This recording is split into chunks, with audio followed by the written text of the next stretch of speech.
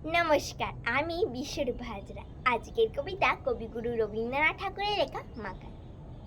গৌর বর্ণ নধর দেহ, নাম শ্রীযুক্ত রাখাল। জন্ম তাহার হয়েছিল সেই যে বছর আকাল। গুরুমশাই বলেন তাই বুদ্ধি যে নিয়ে একই। দ্বিতীয় ভাগ করতে সারা সমাজ ধরে নাকাল। রেগে মেগে বলেন বাঁদর, নাম দিনু তোর মাকাল। নামটা শুনে ভাবলে প্রথম বাকি যুগল্প, তারপর সে বাড়ি এসে নৃত্য করলে শুরু। হঠাৎ ছেলের মাতদ দেখি সবাই তাকে শুধায় কি, সবাইকে সে জানিয়ে দিল নাম দিয়েছেন গুরু। নতুন নামের উৎসাহে তার বক্ষ দুরু দুরু। কোলের পরে বসিয়ে দাদা বললে কানে কানে, গুরুমশাই গাল দিয়েছেন, বুঝিস নে তার মানে। রাখাল বলে কখনো না, মাঝে আমায় বলেন শোনা, সে তো গাল নয়, সে কথা পাড়ার সবাই জানে। আচ্ছা তোমায় দেখিয়ে দেব, চলো তো এইখানে।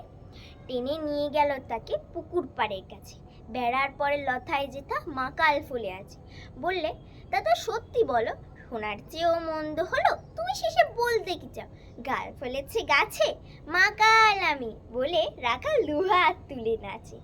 দুহাত কলম নিয়ে ছুটে খিলতে নাহি চায়, লেখাপড়ায় মন দেখে মা অবাক হয়ে যায়।